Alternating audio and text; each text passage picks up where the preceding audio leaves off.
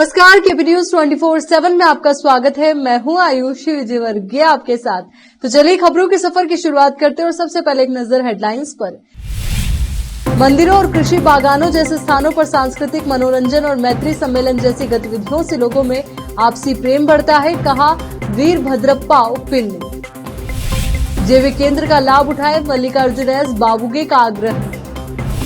Bengaluru police ने drug racket का भंडाफोड़ किया, शहर की सबसे बड़ी गांजे की खेप जब्त की गई। कर्नाटक कोर्ट से राहत के बाद पूर्व डिप्टी सीएम केएस ईश्वरप्पा ने कहा भगवान का आशीर्वाद। दुर्घटनाओं में मारे गए केएसआरटीसी ड्राइवर्स के परिजनों को 1-1 करोड़ रुपए मिलेंगे। दिल्ली में अधिकारियों पर नियंत्रण वाले केंद्र के अध्यादेश का विरोध करेगी कांग्रेस, आप सांसद ने कही ये बात। सीआरपीएफ जवानों को लेकर जा रही गाड़ी फिसलकर सिंध नाले में गिरी, हादसे में 8 जवान घायल।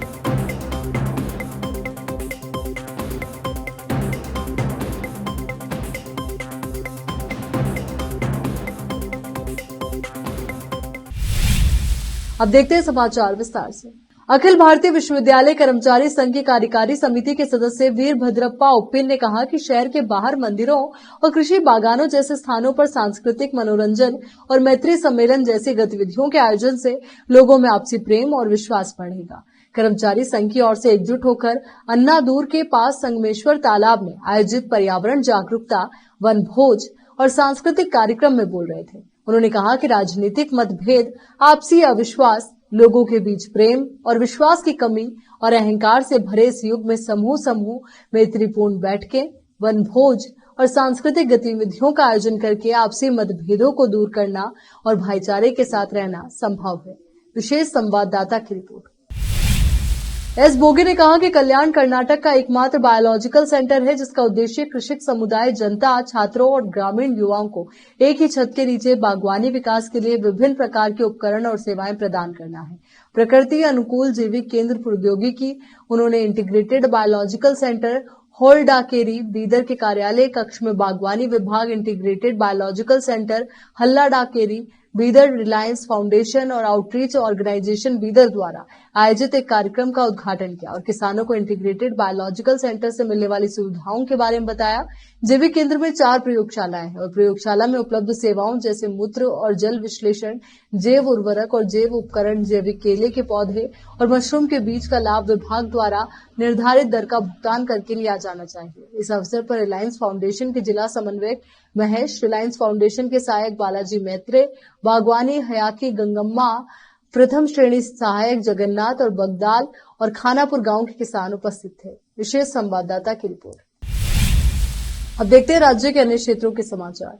केंद्रीय अपराध शाखा सीसीबी पुलिस ने शनिवार 15 जुलाई को बेंगलुरु में 12 करोड़ रुपए मूल्य का 1500 किलोग्राम मारीजुआना जब्त किया और 2 लोगों को गिरफ्तार किया। बेंगलुरु के पुलिस आयुक्त बी दयानंद के अनुसार ये पर्याप्त जब्ती शहर के इतिहास में सबसे बड़ी मारीजुआना जब्ती में से एक है।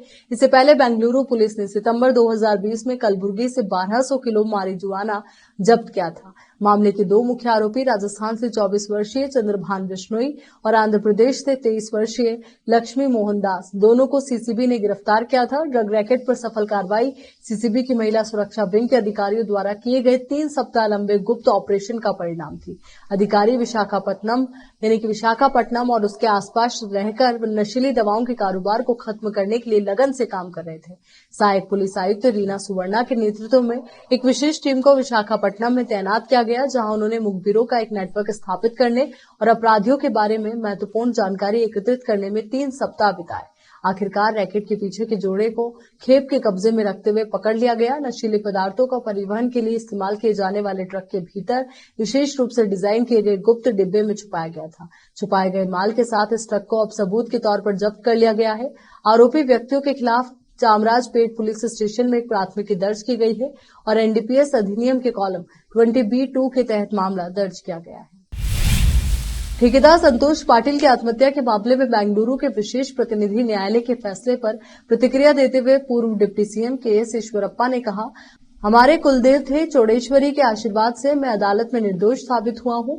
उन्होंने कहा कि फैसले ने उन्हें राज्य और राष्ट्रीय स्तर पर पार्टी के लिए काम करने के लिए प्रेरित किया है। जिला भाजपा अध्यक्ष टीडी मेघराज ने कहा कि फैसले ने ईश्वरप्पा की बेगुनाही साबित कर दी है, जिन्होंने अपने खिलाफ आरोप लगने पर मंत्री पद से इस्तीफा देकर अन्य राजनेताओं के लिए एक मानक स्थापित किया था। ये भाजपा के लिए एक विशेष दिन है। भाजपा और ईश्वरप्पा की उपलब्धियों को संभालने में असमर्थ कांग्रेस नेताओं ने उनके खिलाफ साजिश रची। उन्होंने एक नेता और सरकार की छवि खराब की। परिवहन मंत्री रामलिंगा रेड्डी ने दुर्घटनाओं में अपनी जान गंवाने वाले कर्नाटक राज्य सड़क परिवहन निगम केएसआरटीसी के 2 ड्राइवर्स या कंडक्टर के परिवारों को 1-1 करोड़ रुपए के दुर्घटना राहत चेक वितरित किए। 41 वर्षीय जीवी चलपति, जिन्होंने केएसआरटीसी के बेंगलुरु डिवीजन में 11 सालों तक सेवा की थी, कि जनवरी में एक दुर्घटना में मृत्यु हो गई, और पीएन नागराजू, जिन्होंने 17 सालों तक हसन डिवीजन में सेवा की मृत्यु हो गई जब उनके दोपहिया वाहन को एक टक्कर मार दी गई। बीमा योजना में भारतीय स्टेट बैंक से 50 लाख रुपए का प्रीमियम मुक्त बीमा और यूनाइटेड इंडिया इंश्योरेंस से 50 लाख रुपए का अतिरिक्त बीमा कवरेज शामिल है, जिसमें कर्मचारियों को 885 रुपए का वार्षिक प्रीमियम देना होगा। बीमा योजना कर्मचारियों की ड्यूटी पर रहने के साथ साथ ऑफ ड्यूटी के दौरान होने वाली दुर्घटनाओं पर भी लागू होती है। रेड्डी ने कहा, यह भारत में किसी भी सरकारी बस निगम में सबसे अधिक बीमा है। बीजापुर के एसपी आनंद कुमार ने कहा कि अक्का महादेवी विश्वविद्यालय के नाम पर लोगों को ठगा जा रहा है, इससे लोगों को जागृत रहना चाहिए। ये शहर में मीडिया से बात कर रहे थे। उन्होंने कहा कि विश्वविद्यालय के फर्जी दस्तावेज बना रहे हैं और नौकरी के लिए भी ठगा जा रहा है। लोगों को सतर्क रहना चाहिए। अगर ऐसा कोई मामला पेश आता है तो तुरंत नजदीकी पुलिस स्टेशन को सूचना दे या 112 पर संपर्क कर सूचना दी जा सकती है। बीजापुर से फिरोज शेख की रिपोर्ट। कर्नाटक राज्य ಅಕ್ಕ ಮಹಾದೇವಿ ಮಹಿಳಾ ಯೂನಿವರ್ಸಿಟಿ ವಿಜಯಪುರ ಇವರು ಒಂದು ಪತ್ರಿಕಾ ಪ್ರಕಟಣೆಯನ್ನು ಮಾಡಿ ಯಾರ್ಯಾರೋ ಅಪರಿಚಿತ ವ್ಯಕ್ತಿಗಳು ಈ ವಿಶ್ವವಿದ್ಯಾಲಯದ ಲಾಂಛನ, ಹೆಸರು ಇವುಗಳನ್ನು ದುರ್ಬಳಕೆ ಮಾಡಿಕೊಂಡು ವಿಶ್ವವಿದ್ಯಾನಿಲಯದಲ್ಲಿ ನಾವು ನೌಕರಿಯನ್ನು ಕೊಡಿಸ್ತೇವೆ ಅನ್ನುವಂಥ ರೀತಿಯಲ್ಲಿ ಅಕ್ರಮವಾಗಿ ಪತ್ರಗಳನ್ನು ತಯಾರು ಮಾಡಿ ಸಾರ್ವಜನಿಕರಿಗೆ ತೊಂದರೆ ಕೊಡ್ತಾ ಇರುವಂಥದ್ದು, ಮೋಸ ಮಾಡ್ತಾ ಇರುವಂಥದ್ದು ಕಂಡುಬಂದಿದೆ. ಈ ಹಿನ್ನೆಲೆಯಲ್ಲಿ ಎಚ್ಚರಿಕೆ ವಹಿಸಿ ಅಂತೇಳಿ ಈ ವಿಶ್ವವಿದ್ಯಾಲಯದ ಕುಲಸಚಿವರು ಒಂದು ಪತ್ರಿಕಾ ಪ್ರಕಟಣೆಯನ್ನು ನೀಡಿದ್ದಾರೆ. ಮತ್ತು ಆ ರೀತಿ ಮೋಸಕ್ಕೆ ಒಳಗಾದಂಥ ಪಕ್ಷದಲ್ಲಿ ಸಮೀಪದ ಪೊಲೀಸ್ ಠಾಣೆಗೆ ಹೋಗಿ ನೀವು ದೂರು ದಾಖಲಿಸಿ ಅನ್ನುವಂಥ ರೀತಿಯಲ್ಲಿ ಒಂದು ಪತ್ರಿಕಾ ಪ್ರಕಟಣೆಯನ್ನು ಕೊಟ್ಟಿದ್ದಾರೆ. ಪತ್ರಿಕಾ ಪ್ರಕಟಣೆಯನ್ನು ನೋಡಿದ ನಂತರ ನಾನು ಸಾರ್ವಜನಿಕರಿಗೆ ತಿಳಿಸುವಂಥದ್ದು, ಯಾವುದೇ ಕಾರಣಕ್ಕೂ ಕೂಡ ನೀವು ಅಪರಿಚಿತ ವ್ಯಕ್ತಿಗಳಾಗಿರಬಹುದು ಅಥವಾ ನಾನು ಯಾವ ವಿಶ್ವವಿದ್ಯಾಲಯದ ಅಧಿಕಾರಿ ಅಂಥೇಳಿ ಹೇಳಿಕೊಂಡು ನಿಮಗೆ ಅಕ್ರಮವಾಗಿ ನೌಕರಿ ಕೊಡಿಸೋದಾಗಿ ಆಮಿಷವನ್ನು ಒಡ್ಡಿದಂಥ ಪಕ್ಷದಲ್ಲಿ ದಯಮಾಡಿ ಯಾವುದೇ ಹಣದ ವ್ಯವಹಾರವನ್ನು ಅವರೊಟ್ಟಿಗೆ ಮಾಡೋದಕ್ಕೆ ಹೋಗಬೇಡಿ. ನಿಮಗೆ ಆ ರೀತಿ ಏನಾದ್ರು ಅನುಮಾನ ಬಂದಂಥ ಪಕ್ಷದಲ್ಲಿ ಪ್ರಪ್ರಥಮವಾಗಿ ಈ ನೌಕರಿಗಾಗಿ ಹಣ ನೀಡುವಂಥದ್ದೇ ದೊಡ್ಡ ಅಕ್ರಮ ಚಟುವಟಿಕೆ, ಅದನ್ನು ಮಾಡೋದು ತಪ್ಪಿದೆ. ಅದರ ಜೊತೆಗೆ ಆ ರೀತಿ ನಿಮಗೆ ಯಾರಾದರೂ ಆಮಿಷವನ್ನು ಒಡ್ಡಿದಂಥ ಪಕ್ಷದಲ್ಲಿ ತತ್ಕ್ಷಣವೇ ನೀವು ಸಮೀಪದ ಪೊಲೀಸ್ ಠಾಣೆಗಾಗಲಿ ಅಥವಾ ನಮ್ಮ ತುರ್ತು ಹೆಲ್ಪ್ಲೈನ್ 112 ERSS ಏನಿದೆ, ಎಮರ್ಜೆನ್ಸಿ ರೆಸ್ಪಾನ್ಸ್ ಸರ್ವಿಸ್ ಸಿಸ್ಟಮ್, ಅದಕ್ಕೆ ಫೋನ್ ಮಾಡಿದಂಥ ಪಕ್ಷದಲ್ಲಿ ನಮ್ಮ ಪೊಲೀಸರು ನಿಮ್ಮ ಸಹಾಯಕ್ಕೆ 24 hours ಲಭ್ಯ ಇರ್ತಾರೆ. ಅವರು ಬಂದು ನಿಮ್ಮ ಸಹಾಯ ಮಾಡ್ತಾರೆ. ಜೊತೆಗೆ ನಿಮಗೆ ಯಾವುದೇ ಕ್ಲಾರಿಫಿಕೇಷನ್ ಬೇಕಾದಂಥ ಪಕ್ಷದಲ್ಲಿ ವಿಶ್ವವಿದ್ಯಾಲಯದ ಕೇಂದ್ರ ಕಚೇರಿಗೆ ಹೋಗಿ ನೀವು ವೆರಿಫೈ ಕೂಡ ಮಾಡಬಹುದಾಗಿದೆ. ಸಾರ್ವಜನಿಕರು ಯಾವುದೇ ಕಾರಣಕ್ಕೂ ಅಪರಿಚಿತ ವ್ಯಕ್ತಿಗಳ ಒಟ್ಟಿಗೆ ಈ ರೀತಿಯ ವ್ಯವಹಾರವನ್ನು ಮಾಡಿ ಹಣವನ್ನು ಕಳೆದುಕೊಳ್ಳೋದಕ್ಕೆ ಹೋಗಬೇಡಿ. ಈ ರೀತಿ ಅಕ್ರಮ ಚಟುವಟಿಕೆ ಮಾಡ್ತಾ ಇರುವಂಥ ವ್ಯಕ್ತಿಗಳು, ಆಮಿಷ ಒಡ್ತಾ ಇರುವಂಥ ವ್ಯಕ್ತಿಗಳು ನಿಮಗೆ ಕಂಡು ಬಂದಂಥ ಪಕ್ಷದಲ್ಲಿ ದಯಮಾಡಿ ತಕ್ಷಣವೇ ಸಮೀಪದ ಪೊಲೀಸ್ ಠಾಣೆಗಾಗಲಿ, ಪೊಲೀಸ್ ಕಂಟ್ರೋಲ್ ರೂಮ್ಗಾಗಲಿ ಅಥವಾ ಎಮರ್ಜೆನ್ಸಿ ರೆಸ್ಪಾನ್ಸ್ ಸರ್ವಿಸ್ ಸಿಸ್ಟಮ್ಗಾಗಲಿ ದಯವಿಟ್ಟು ಕಾಲ್ ಮಾಡಿ ತಿಳಿಸಿ. ಈಗಾಗಲೇ ಮೋಸ ಹೋಗಿರುವಂಥವರು ಕೂಡ ದೂರನ್ನು ದಾಖಲಿಸ್ಬೋದು. ಅವರ ಮೇಲೆ ನಾವು ಅತ್ಯಂತ ಕಠಿಣವಾದ यहाँ रुकेंगे एक छोटे से ब्रेक के लिए, जल्द हाजिर होंगे।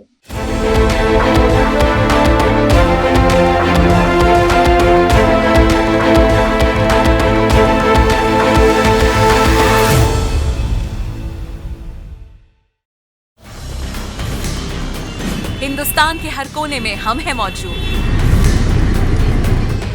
24 घंटे हालात पर गहरी नजर, खबरों से जुड़े चुपते सवालात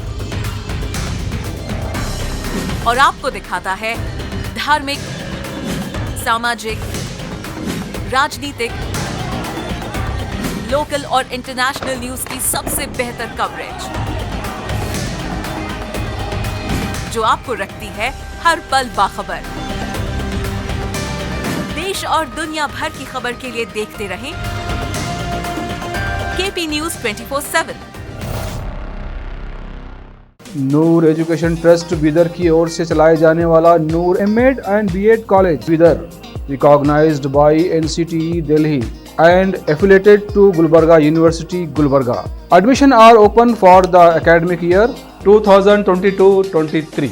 विशेषज्ञ और सक्षम शिक्षकों द्वारा शिक्षा प्राप्त करने के लिए नूर एमएड एंड बीएड कॉलेज में दाखिला लें और शांत वातावरण में शिक्षा प्राप्त करें। बीदर शहर में बेहतर शिक्षा का एकमात्र केंद्र Noor MEd and BEd college, Shahpur gate, Bidar. Phone numbers 9945283920, 8482221297। Bidar के निवासियों की बेहतर सेवा के लिए बीदर शहर में पहली बार विभिन्न सुविधाओं से भरा resort Inspira by SRS resort and convention, जहां पर विभिन्न सुविधाएं और सेवाएं आपके लिए उपलब्ध हैं। बेहतरीन वातावरण, सुहानी हवा और आंखों को लुभाने वाले दृश्यों के साथ आप सभी को लुभाने वाली और आरामदायक सुविधाएं उपलब्ध हैं। यहाँ पर आपके लिए उपलब्ध है Riwaaz restaurant, 14 down road bar, banquet hall, infinity lawn, conference hall, cabana, private dining setup, ballrooms, swimming pool, candle light dinner, gym, coffee shop, executive deluxe room, executive train room, suite room. इनके अलावा यहाँ का खाना बहुत ही लाजवाब, स्वादिष्ट और healthy है। इसके अलावा यहाँ पर सफाई का भी विशेष ध्यान रखा जाता है और दूसरी चीजों के दाम काफी कम है। आज ही चले आइए और यहाँ की सभी चीजों का आनंद लीजिए। Inspira by SRS resort and convention, near old water filter house, Janwada road, Markhal village. Contact number 8861620775, 8495875175। शहर बीदर के स्टूडेंट्स के लिए एक बड़ी खुशखबरी, यहाँ पर एडमिशन फीस में 100% कंसेशन दी जाएगी। Wisdom groups of institution Bidar के तहत चलाए जाने वाला और बेहतर शिक्षा केंद्र विजडम होलिस्टिक स्कूल का एक ब्रांच अब चिदरी में भी खुल गया है। इस सुनहरे अवसर से शहर बीदर के और चिदरी और मैलूर के छात्र फायदा उठाए। यहाँ पर nursery, LKG, UKG and first standard की बेहतर वातावरण में योग्य शिक्षकों द्वारा शिक्षा दी जाती है। यहाँ पर कई एजुकेशनल फैसिलिटीज मौजूद है, जैसा कि आप स्क्रीन पर डिटेल्स देख रहे हैं। इनके अलावा हवादार स्मार्ट क्लास, प्ले इक्विपमेंट, हिफ्ज व नाजिरा सेक्शन, हेल्थ चेकअप और दूसरी कई फैसिलिटी मौजूद है।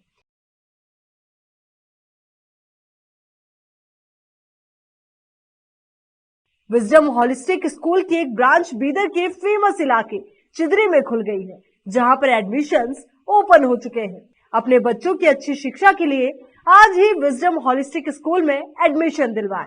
Wisdom holistic school new branch Bidar के एयरपोर्ट जाने वाली रोड पर और केंद्रीय विद्यालय के करीब चिदरी में मौजूद है।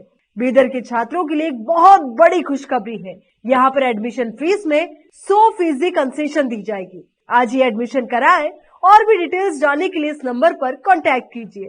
Contact number 9591978663, toll free number 1800123947, www.wisdominstitutions.com। Hindustan के हर कोने में हम हैं मौजूद। 24 घंटे हालात पर गहरी नजर, खबरों से जुड़े चुपते सवालात और आपको दिखाता है धार्मिक, सामाजिक, राजनीतिक, लोकल और इंटरनेशनल न्यूज की सबसे बेहतर कवरेज, जो आपको रखती है हर पल बाखबर। देश और दुनिया भर की खबर के लिए देखते रहें केपी न्यूज 24/7।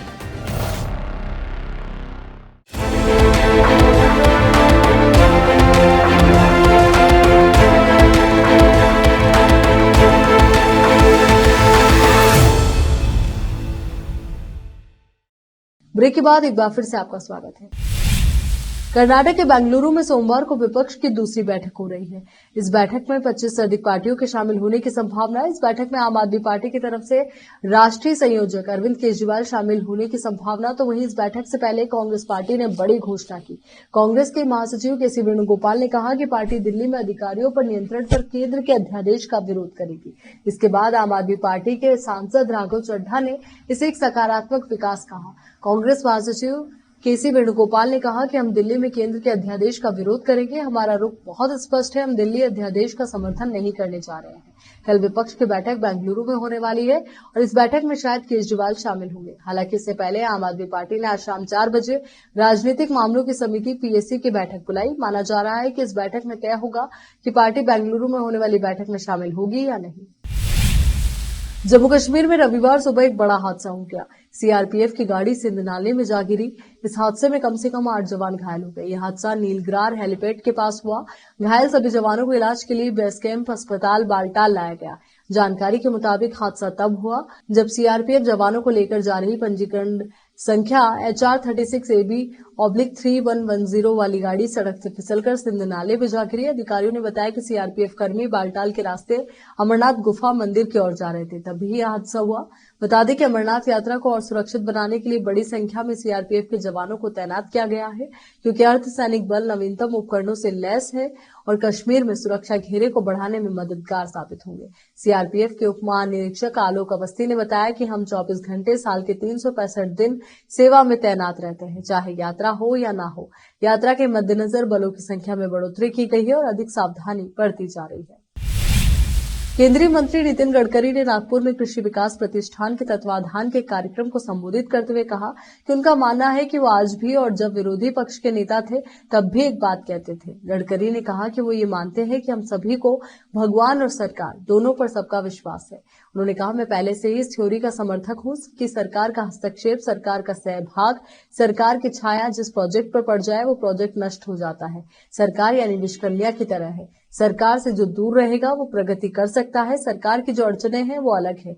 नितिन गडकरी ने नागपुर में कहा कि आज हमारे सामने सबसे बड़ा लक्ष्य है कि हम देश की कृषि आय को 22% तक बढ़ाना चाहते हैं। जिस दिन हम ये कर लेंगे उस दिन किसानों की मजदूरी 1500 हो जाएगी। इसलिए सरकार में समस्याएं अलग होती है। केंद्रीय मंत्री ने कहा कि समस्याएं इस साल एमएसपी देने में यानी कि बाजार मूल्य और एमएसपी के बीच इसे संतुलित करने के लिए बाजार मूल्य कम है और एमएसपी अधिक है। सरकार को बैलेंस करने के लिए 1.5 लाख करोड़ का भुगतान करना पड़ता है और जो अनाज लिया है उसे रखने के लिए गोदाम उपयुक्त नहीं है। भगवान जाने कितना गड़बड़ हो गया। मंत्री होने के कारण मुझे भी बोलने की कुछ मर्यादा है। केरल के राज्यपाल आरिफ मोहम्मद खान ने कहा है कि 3 तलाक को रद्द करना एक बहुत बड़ा सुधारवादी कदम था और 40 साल बाद आने वाली नस्लें इसके लिए प्रधानमंत्री मोदी को याद करेंगी। इसको 40 साल बाद वालों पर छोड़ दीजिए। इंडिया टीवी के शो आपकी अदालत में रजत शर्मा के सवालों का जवाब देते हुए आरिफ मोहम्मद खान ने कहा कि अभी तो सिर्फ 4 साल हुए हैं। हम आज की तारीख में ईमानदारी के साथ इसका जो आकलन होना चाहिए वो नहीं कर सकते। 40 साल गुजर जाने दीजिए। 40 साल के बाद की जो नस्ल होगी वो हमारे प्रधानमंत्री को इस तरह देखेगी 1000 साल पहले की कुरीति, जिसके चलते महिलाओं का जीवन नरकीय हो गया था, जिसके चलते एक महीने में 500 तलाक होते थे। कितने बच्चे थे जिनका जीवन अंधकार में चला जाता था। ऐसे टूटे हुए परिवारों का 40 साल बाद आकलन होगा कि कितना बड़ा रिफॉर्मिस्ट सुधारवादी कदम था। क्रांति शब्द मुझे अच्छा नहीं लगता। हमारे देश में संक्रांति की कल्पना है तो वो कितना बड़ा काम हुआ है, इसको 40 साल बाद वालों पर छोड़ दीजिए। ये लोग तो तब भी यही कहते थे कि मुसलमान लोगों का नुकसान होगा। आरिफ मोहम्मद खान ने दावा किया कि 3 तलाक खत्म करने के कानून के बाद मुस्लिम समुदाय में तलाकों की संख्या में 95% की कमी आई है। खान ने कहा कि 2019 से आज हम जुलाई 2023 में बैठे हुए हैं। इन 4 सालों में जरा पता कीजिए कि तलाक की दरों में मुस्लिम समाज में कितनी कमी आई। तलाक पर प्रतिबंध नहीं है, 3 तलाक पर प्रतिबंध लगा। उसके नतीजे में 95% तलाक की दर में कमी आ गई। किसका फायदा हुआ? केवल मुस्लिम महिलाओं का नहीं, जो तलाक के बाद सड़कों पर आ जाती थी, वो बच्चे तलाक के कारण जिनका भविष्य अंधकार में चला जाता था, वही तो लाभान्वित हुए। और कौन लाभान्वित हुआ? और कहाँ ये कहा जा रहा था कि इससे मुसलमानों को बहुत नुकसान होगा। हिमाचल प्रदेश में भारी बारिश की वजह से बाढ़ आ गई, जिससे भारी जनधन की हानि हुई। कई लोगों की मौत हो चुकी है और कई लोगों को बाढ़ की वजह से अपने घर को छोड़ना पड़ा। कई घर बाढ़ में बह गए और कई बिल्डिंग जमींदोज हो चुकी है। हिमाचल को इस आपदा की वजह से काफी नुकसान हुआ है। खबर ये भी है कि कुल्लू में बादल फट गया है, जिसकी वजह से लोग डरे हुए हैं। कई पर्यटक अभी भी हिमाचल में फंसे हुए हैं। शिमला में हिमाचल प्रदेश सरकार में मंत्री हर्षवर्धन चौहान ने कहा कि हिमाचल प्रदेश में भारी बारिश के कारण काफी नुकसान हुआ है। कल तक 4000 करोड़ के नुकसान का आकलन किया गया। इंडस्ट्री के क्षेत्र में 300 करोड़ का नुकसान हुआ। बड़े स्केल पर तबाही हुई। हम इसे रिस्टोर करने की कोशिश कर रहे हैं। मौसम विभाग का कहना है कि हिमाचल के ज्यादातर हिस्सों में 18 जुलाई तक भारी बारिश की संभावना है। इसके लिए येलो अलर्ट जारी किया गया है। सरकार ने लोगों से अपील की है कि वो जरूरी होने पर ही घर से बाहर निकले और पहाड़ी क्षेत्र में बिना काम के जाने से बचें। मनाली में शनिवार को भी भारी बारिश हुई। रविवार को भी यहाँ भारी बारिश हुई। तो वहीं राज्य सरकार का कहना है कि भारी बारिश और जलभराव की वजह से करीब 800 सड़कें बंद हैं और अभी तक 60,000 से ज्यादा लोगों का रेस्क्यू किया गया है। राज्य में राहत और बचाव का कार्य जारी है। अब देखते हैं समाचार विदेश के। रूस की प्राइवेट आर्मी वैगनर ग्रुप के लड़ाके रूस से बेलारूस में प्रवेश कर चुके हैं। यूक्रेन और पोलैंड के अधिकारियों ने शनिवार के दिन कहा कि भाड़े के लड़ाके मिन्स्क के सशस्त्र बलों को सैन्य प्रशिक्षण दे रहे हैं। यूक्रेन बॉर्डर एजेंसी के प्रवक्ता एंड्री देमशाको ने कहा कि वैगनर बेलारूस में है। रूस से निकला ग्रुप पहुंच चुका है। इस बाबत उन्होंने टेलीग्राम मैसेज ऐप के जरिए अपना स्टेटमेंट दिया। रॉयटर्स को दिए एक बयान में कहा कि वैगनर ग्रुप के कुछ लड़ाके मंगलवार से ही बेलारूस में हैं। इस बाबत बेलारूस के रक्षा मंत्रालय द्वारा शुक्रवार को एक वीडियो भी जारी किया गया। इस वीडियो में दिखाया गया कि पास के एक कस्बे ओसीपोविची में वैगनर के लड़ाके बेलारूस सेना के लड़ाकों को पास के ही मिलिट्री रेंज में निर्देश दे रहे थे। बता दें कि जून महीने में रूस में सैन्य विद्रोह हुआ था, जिसके बाद हुई डील में वैगनर ग्रुप को बेलारूस में जाने की इजाजत दी गई थी। इसके बाद ही सैन्य विद्रोह समाप्त हुआ था। बता दें कि इस दौरान रूसी प्राइवेट आर्मी के प्रमुख येवगेनी प्रिगोजिन के नेतृत्व में वैगनर ग्रुप ने मॉस्को की तरफ कूच किया था। वैगनर प्रमुख येवगेनी प्रिगोजिन 24 जून के बाद रोस्तोव ऑन डॉन शहर में काफी लंबे समय से दिखाई नहीं दिए हैं। अलास्का में भूकंप के भीषण झटके महसूस किए गए। रॉयटर्स की रिपोर्ट के अनुसार अलास्का प्रायद्वीप क्षेत्र में 7.4 तीव्रता का भूकंप आया और सुनामी की चेतावनी जारी की गई। बता दें कि 7.4 की तीव्रता वाले भूकंप को काफी गंभीर माना जाता है और इसमें काफी नुकसान हो सकता है। इस तरह के भूकंप में इमारतें गिर जाती है और भारी जनधन की हानि हो सकती है। अब एक नजर फिल्मी समाचारों पर। सना खान अपने बेटे को जन्म के पहले ही दिन से सुना रही कुरान, शेयर की फोटो। अब समाचार खेल जगत से हैं। विराट कोहली दूसरे टेस्ट में उतरते ही रचेंगे इतिहास। सचिन तेंदुलकर के साथ एक और क्लब में होंगे शामिल। आखिर में देखते हैं समाचार बाजार के। नई कर व्यवस्था में कितनी सैलरी वालों को नहीं देना होगा टैक्स, वित्त मंत्री सीतारमण से समझे पूरा गणित। चलिए एक बार फिर से नजर डालते हैं हेडलाइंस पर। मंदिरों और कृषि बागानों जैसे स्थानों पर सांस्कृतिक मनोरंजन और मैत्री सम्मेलन जैसी गतिविधियों से लोगों में आपसी प्रेम बढ़ता है, कहा वीरभद्रप्पा उप्पिल ने। जैविक केंद्र का लाभ उठाए, मल्लिकार्जुन एस बाबुगे का आग्रह। बेंगलुरु पुलिस ने ड्रग रैकेट का भंडाफोड़ किया, शहर की सबसे बड़ी गांजे की खेप जब्त की गई। कर्नाटक कोर्ट से राहत के बाद पूर्व डिप्टी सीएम केएस ईश्वरप्पा ने कहा भगवान का आशीर्वाद। दुर्घटनाओं में मारे गए केएसआरटीसी ड्राइवर्स के परिजनों को 1-1 करोड़ रुपए मिलेंगे। दिल्ली में अधिकारियों पर नियंत्रण वाले केंद्र के अध्यादेश का विरोध करेगी कांग्रेस, आप सांसद ने कही ये बात। सीआरपीएफ जवानों को लेकर जा रही गाड़ी फिसलकर सिंध नाले में गिरी, हादसे में 8 जवान घायल।